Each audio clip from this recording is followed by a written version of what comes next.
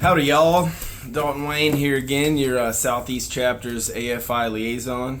I got another book review today. Today we're reviewing Coming Into the Country by John McPhee. This is one of my favorite outdoor nonfiction books ever. I'm not a big novel guy.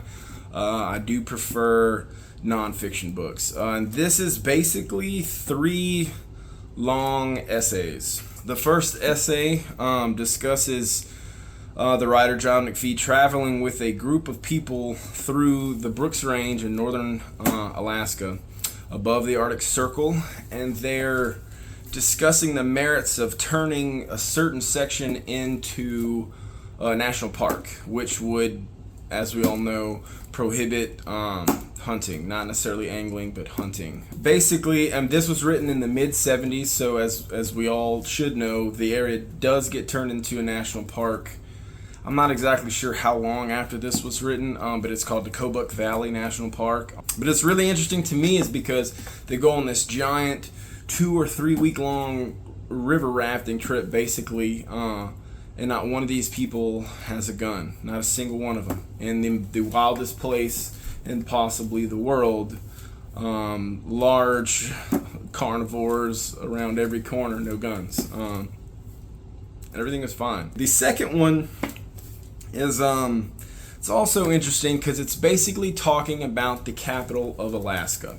The capital of Alaska is in Juneau, but the largest city is in Anchorage. Juneau is cut off from the rest of the state, like very much so. It's on an island, first of all, but it's very much so cut off from the rest of the state in numerous ways. And the largest city is in Anchorage. So Anchorage politicians, businessmen, anybody in that area, they really want the capital to be.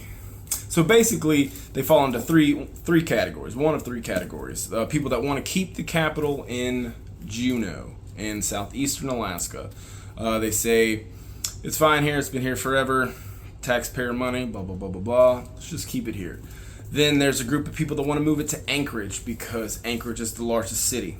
They're going to bring more business, bring more this with the capital and this and that, things of that nature. As we all know, it doesn't happen. It never gets moved. It's still Juneau to this day, which is great. But the best part of this book is the last probably 300 pages of it, just about. The longest part of the book is where John McPhee himself goes to the bush in Alaska. It's really like on the, I think Circle, Alaska is a very close town. There's a town called Tok and Eagle River as well.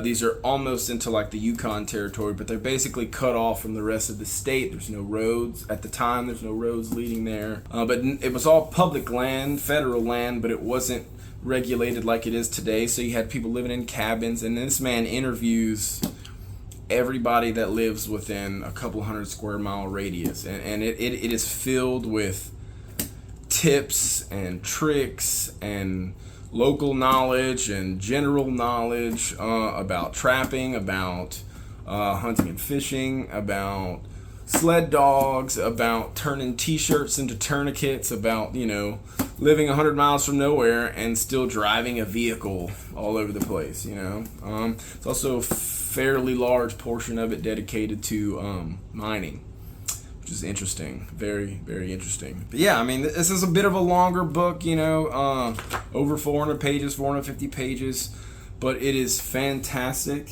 I think anybody that's ever wanted to go to Alaska, anybody that is going to Alaska should read this. They should make waterproof copies to bring with you on all of your rafting trips or whatever.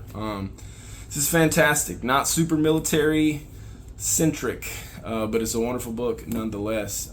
So I think you guys should read it. I think you would enjoy it. Thanks, guys. See y'all next time.